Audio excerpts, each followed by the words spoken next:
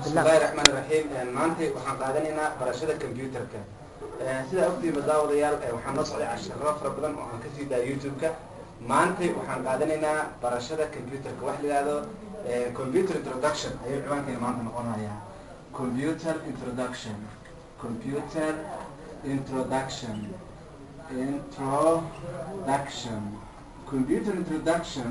oo macnaheedu yahay bilowga computerka macnaheedu qaabka aan computerka marka ugu horeysa inta aan gudagelin qaabka ayuu computerka ku imaanayaa haddaba waa wax sahla arday kasta inuu barto ama uu faa'iideysto computer introduction ka macnaheedu haddaba computerka sidiisa banaanba marka la baranayo waxaa loo kala saaraa laba qaybood wax la yiraahdo software iyo wax la yiraahdo hardware wax la yiraahdo software wax la yiraahdo iyo wax loo yaqaano hardware labadaas ayaa loo kala saarayaa software and hardware daawadayaal ama dhegeystayaal maanta waxaan ku jirnaa waxa ay tahay computer introduction oo macnaheedu yahay muqadamada computerka marka la baranayo waxaa loo kala saarayaa wax la yiraahdo software iyo wax la yiraahdo hardware labadaas ayuu kala baxayaa macnaheedu oo qofku waxa weeye ama waa inuu software uu yahay ama waa inuu hardware uu yahay labadaas ayaa loo kala saarayaa haddaba software-ka macnaheedu muxuu la xiriiraa wuxuu siisaba la xiriiraa wax la yiraahdo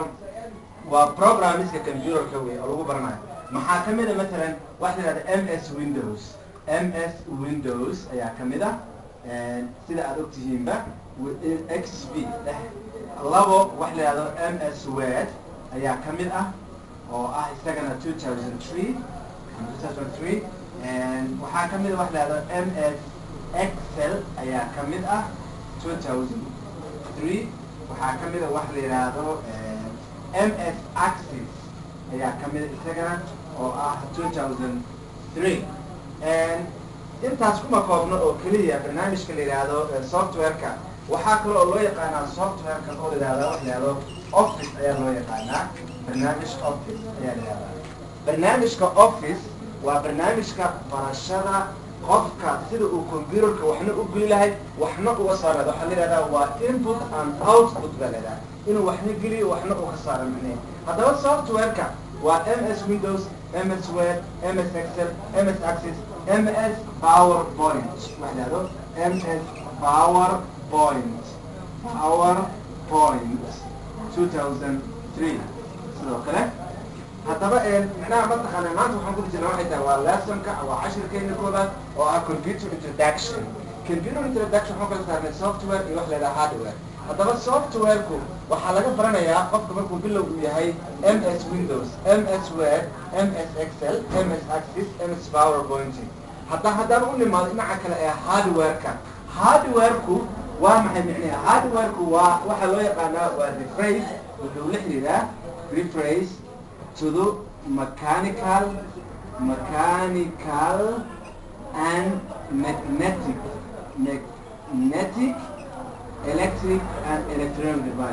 electric and electronic device oo waxa weeye qofkaas waxa weeye waa computer and hardware oo ah wax la yidhahdo maintenance computer qofka inuu ku takhasuso wax la yidhaahdo inuu furfuri karo uu xirxiri karo macnaheed haddaba marka qofka la weydiiyo ladama computer software baa tahay mase hardware waa inuu kala garan karaa uu dhihi karaa I am the computer software ama uu dhihi karaa I am computer hardware waa dhihi karaa macnaheed labaasaa loo kala saaraya haddii intaa ay kasii gudubto macnaheed oo intaa ay kasii baxdo wuxuu noqonayaa marka sare waxaan usoo qaadanaynaa marka wax la yidhahdo software-ka haddaba software waa maxay macnaheed waa application wax la yidhahdo application programming ayaa loo yaqaanaa application programming ayaa leedaha application programming oo waa maxay macnaheed waa barashadii qofka wax la yidhahdo waa input iyo output input inuu waxna ka saaro and output iyo inuu wax geliyo macnaheed mataqaanaa isha ka saarid iyo gelis macnaheed haddaba inta badan dhalinyarada dadka soomaalidu waxay aad ugu dhibaataysiin waxay tahay ama ay macnaheed inta badan ay raadiyaan in ay helaan computerka oo lagu sharaxayo luqadda afka soomaaliga taasna waxaa weeye waa mid aanu bilownay oo aan isleeyahay dhalinyaro fara badan oo soomaaliya inay ka faa'iidaysan kartaan wixii laga bilaabo maantay okay cashirka marka aan sii wada marka waxaa maanta aan faa'iidaysan waxa ay tahay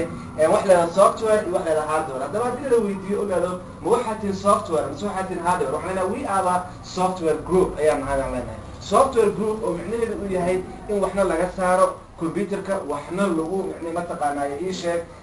لقلية معنيه حتى لو تخصص كلا أيادروا هاردوير واحد يعني هاردويركو وقفك ميكانيك and magnetic بالله سيدي ماشي نقول مقطع an electric and electronic device كسي ولا شقينا و device يولا شقينا يعني اوكي انت ما كان كسو بدل سؤال شكل نقول انك توحى اي تاي داوديال اما دغستيال waxay noqon kartaa waxay tahay waa maxay computer what is the computer وسؤال ugu muhiimsan ee qof la weydiin karo what is the computer horta computer adigu maxaa tahay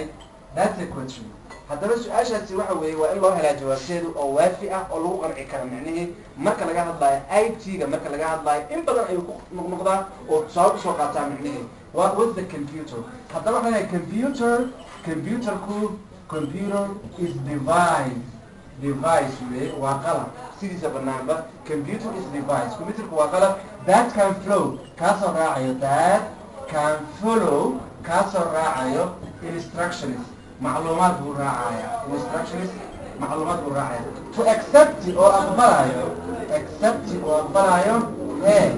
هو أقبلها معنيه وعلى the computer is device that can flow instructions to accept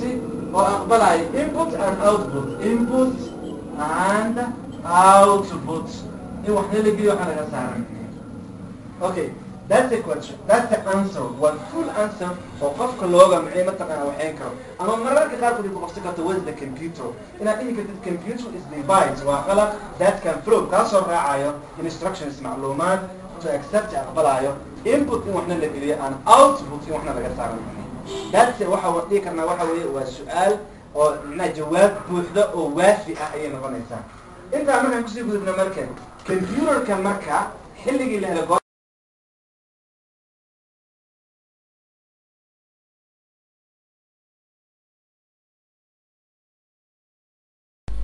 saaxiibayaal cashiradan oo aan ugu talagalnay dhalinyarada Soomaaliyeed ee ku dhaqan daafaha dacalada adduunyada oo ah cashirada computerka oo isdaba jooga ayaa waxaan rajaynaynaa in aad cashirada aad la socotaan wixii markaas cudurdaara oo aad ka aragtaan aad noo soo gudbisaan waxa cashirada idinku soo talagalay waa ustaad Abdikhadar Mohammed Ali waa IT senior computer science isla markaasna ah software engineering haddaba haddii su'aalo ay jiraan fadlan ciwaankayna sida shaashada ka muuqato igu soo hagaajiya si aan uga jawaabo su'aal kasta ee ku saabsan dhinaca IT-ga ama computeriska macnaheed waxaan rajaynayaa in aad ka faa'iideysan doontaan dhammaantiin idinka oo weliba si khaasa u eegaya ama u siinaya ihtimaam cashiradan aan ugu talagalay in ay ka faa'iideystaan dhalinyarada Soomaaliyeed ee ay ku culus tahay luqadaha ajaanibka taasoo ah mid aan ugu talagalnay in ay soconayso muddo